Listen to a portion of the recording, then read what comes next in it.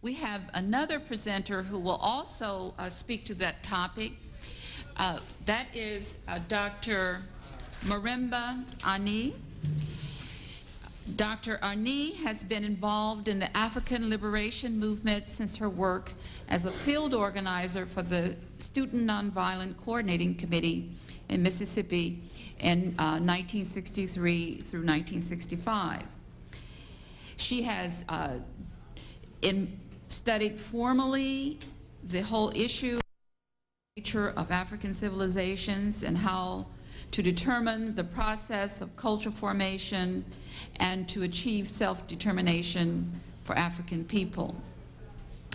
She is currently the director of the African Heritage After School Program in Harlem, New York, and coordinator of the African Heritage After School Program Initiation Society, which has conducted initiation processes for African youth.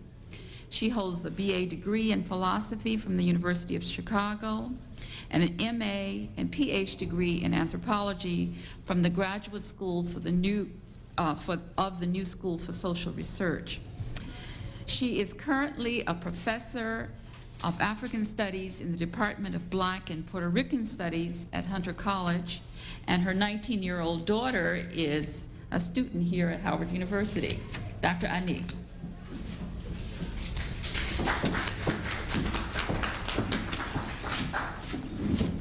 Thank you, Asante Sana.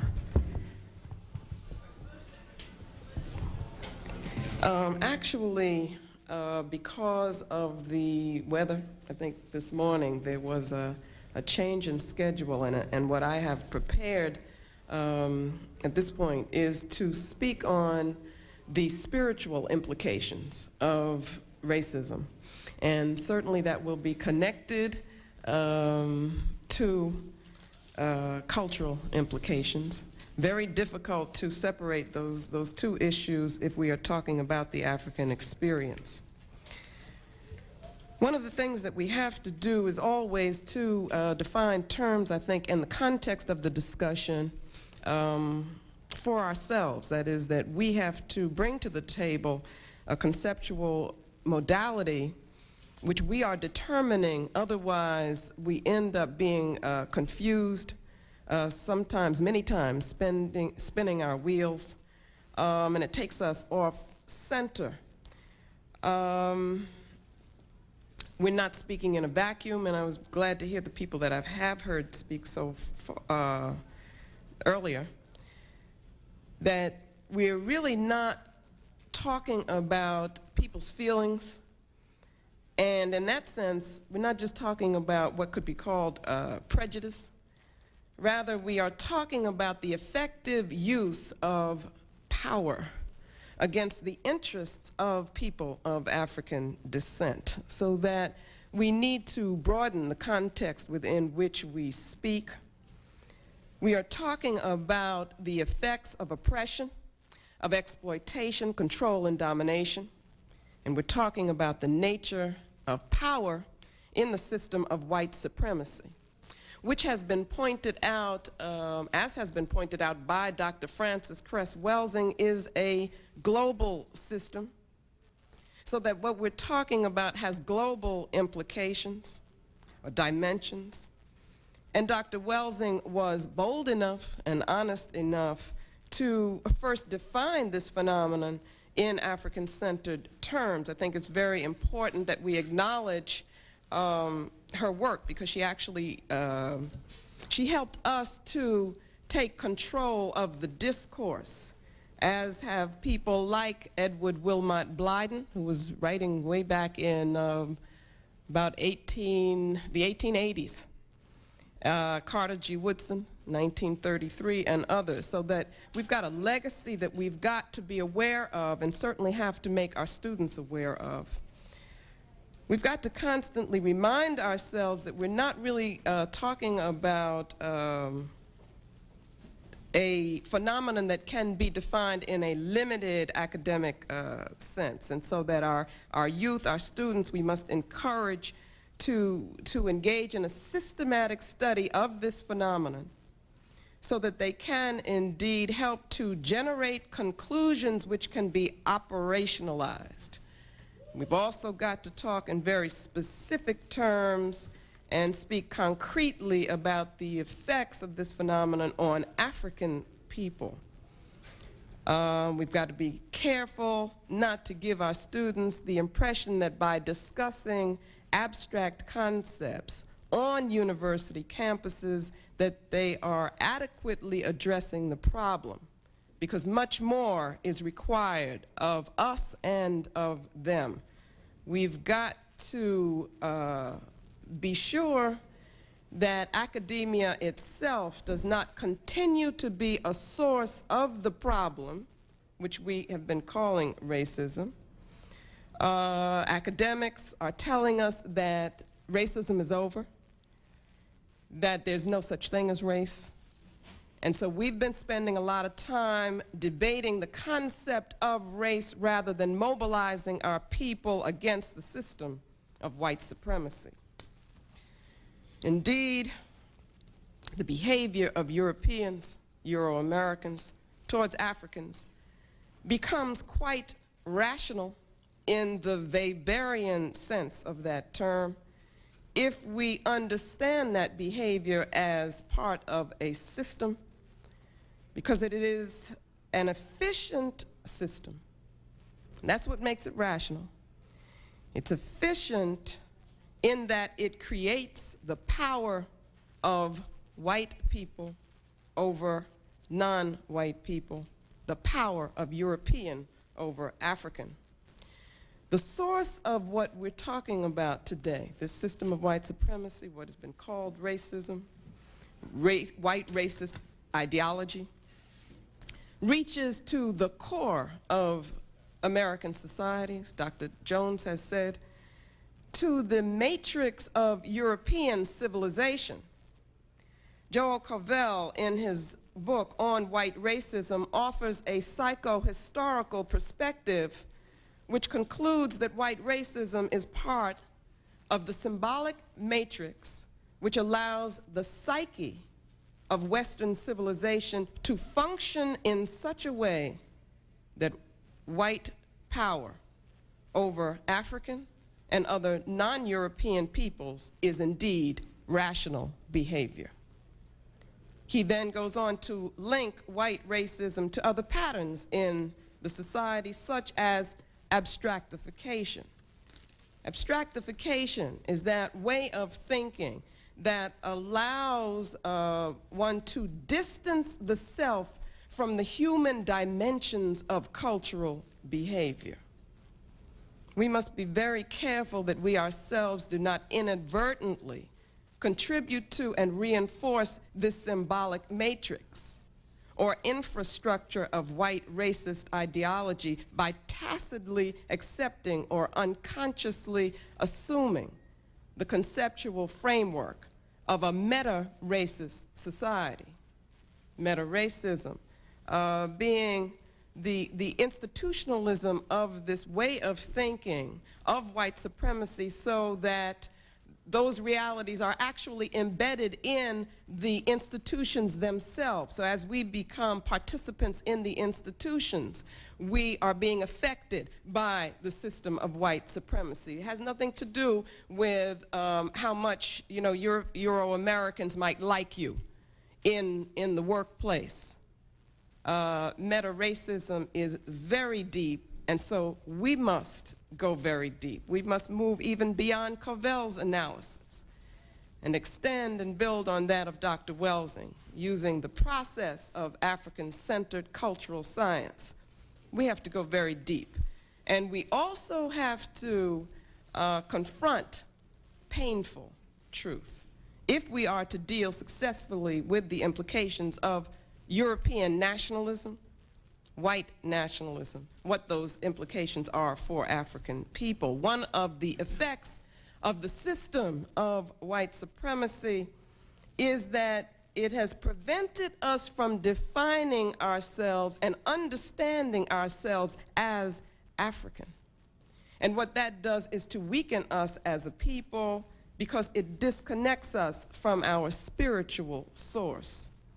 Another effect of this system and this ideology has been to prevent us or to discourage us from understanding that the objective always, when we come together at forums such as this, the objective always must be, the purpose always must be cultural reconstruction, the liberation of our people, wherever they may be. And that, I submit, is a spiritual quest. And this thing that has been called racism, therefore, is a spiritual issue. The African worldview tells us that everything that is ultimately spirit. It is either spirit or it does not exist. That which is material is a manifestation of spirit. So spirit is the fundamental reality. That's what the African worldview tells us. People like Dr. Kobe Cambone, who was originally supposed to be here today, has offered us, in his book, The African Personality in America, has offered us a conceptual framework, a terminology that helps us to use the African worldview as a basis for analyzing our goals, our situation, and helping us to find a way to get where we need to get as a people. What I want to do is to propose a paradigm and to use African terms in African languages.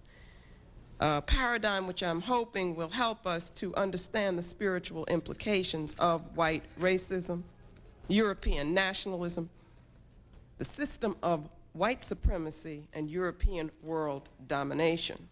And the benefit of this paradigm will be that it focuses on us and on the needs and goals of African people, as Dr. Jones has talked about.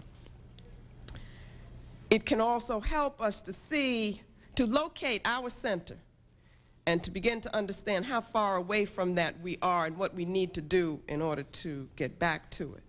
So then, if I can, to begin to talk in spiritual and cultural terms, what I have envisioned then is a cycle of natural development for African people, for African civilization.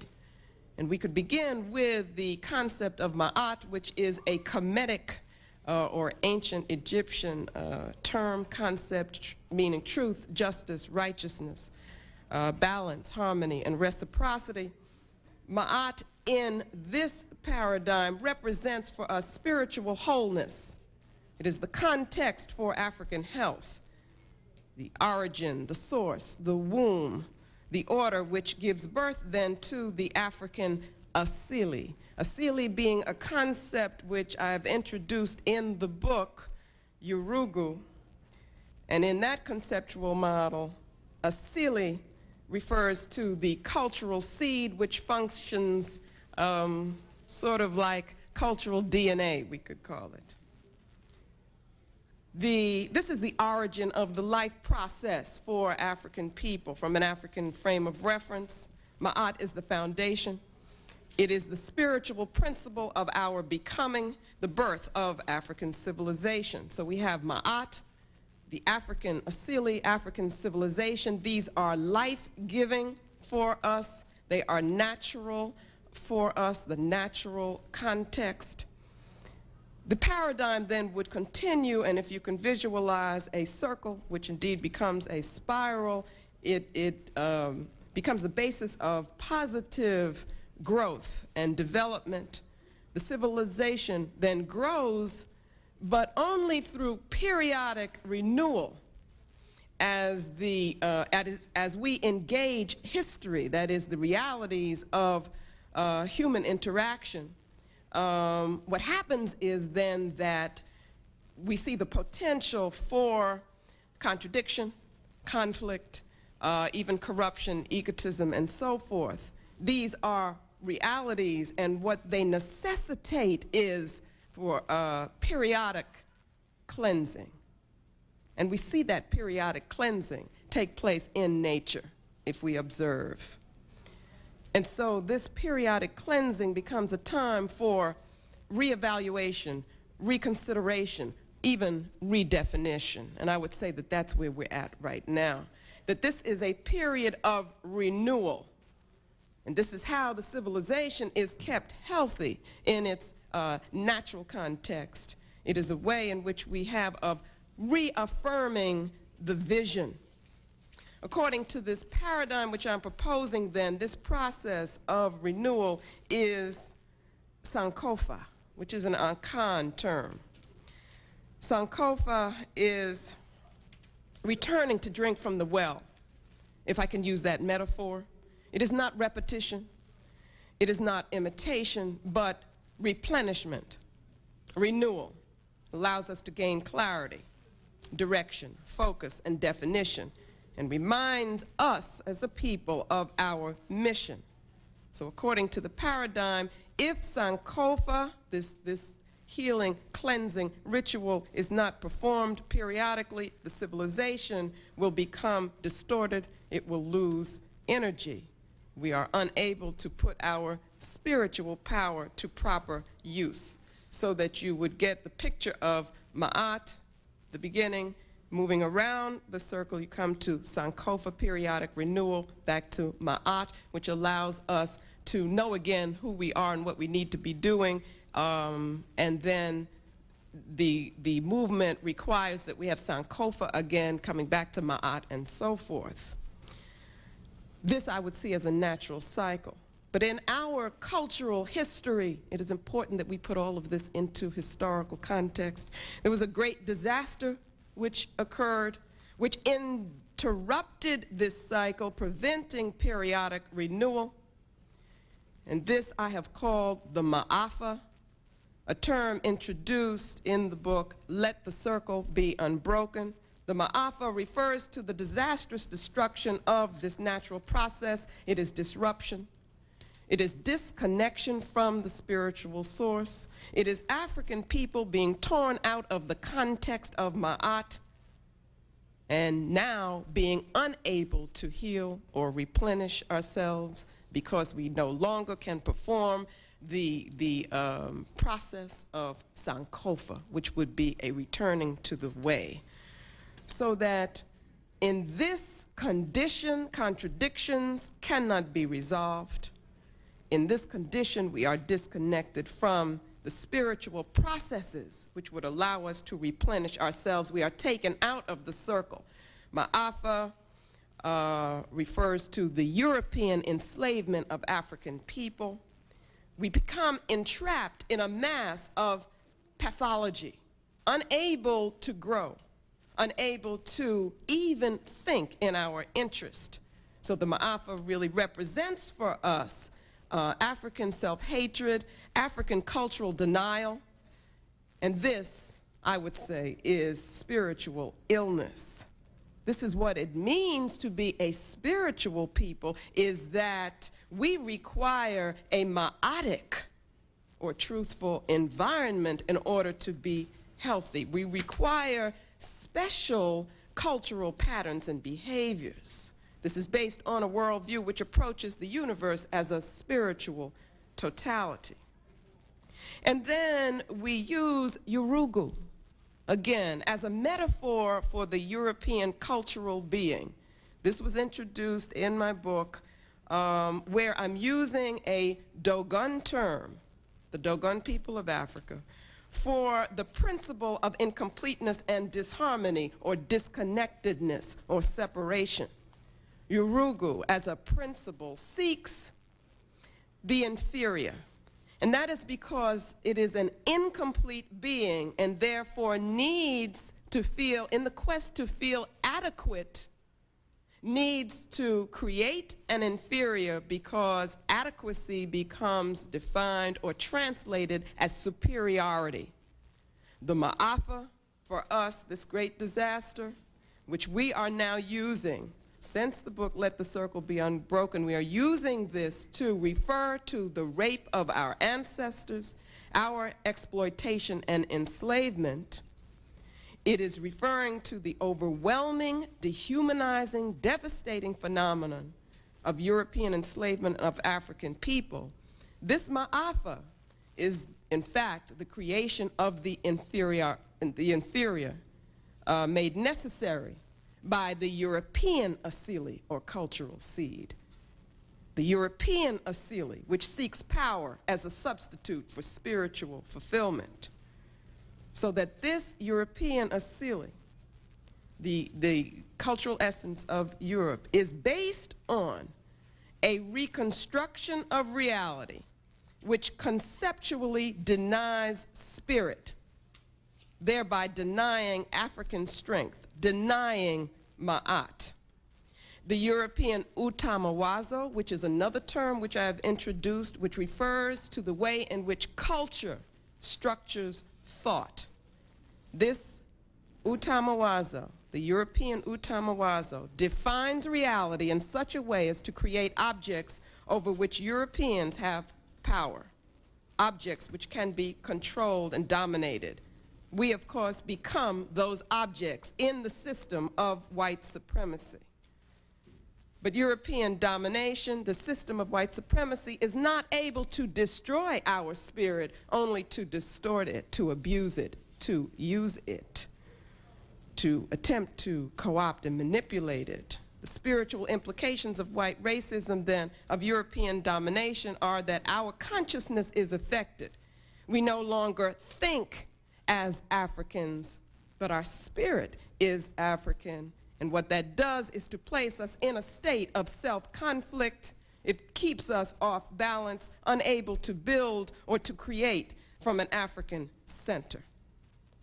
What happens then is that the ma'afa represents a state in which we become despised objects. How then would we respond to this? What would be the effects of this attack on our spirit, this denial of spirit?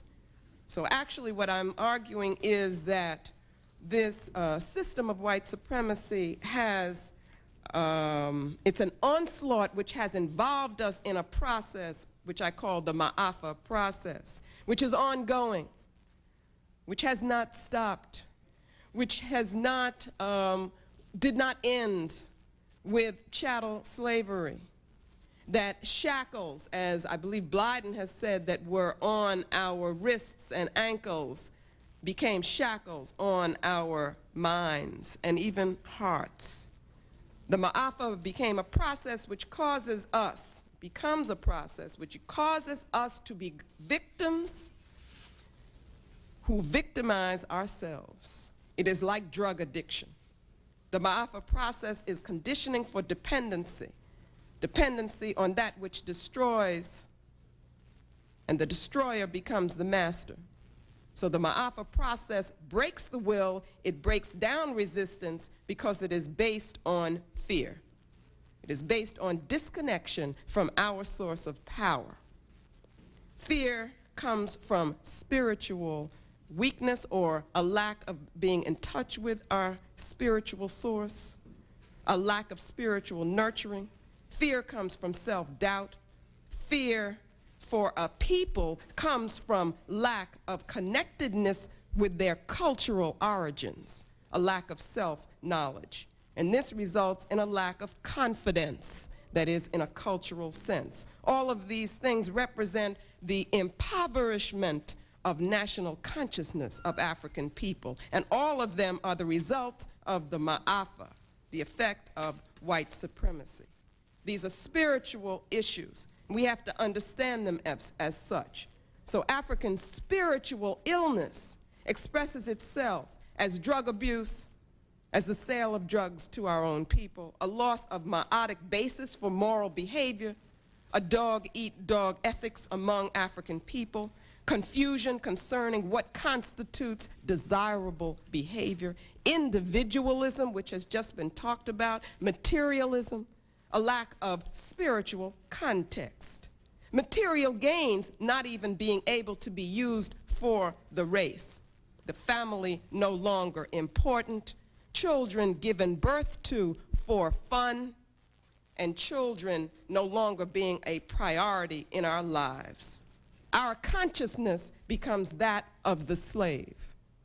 what is the answer to all of this? If we return to the paradigm where Ma'at represents connectedness, Ma'afa then is the act of disconnection, or it is disruptive, it is African illness. Sankofa then, we have to understand as returning to ourselves, taking responsibility again for who we are, defining reality for ourselves. We do indeed have the power to heal ourselves, but we've got to understand that healing our people, African health, African spiritual wholeness means the destruction of the system of white supremacy.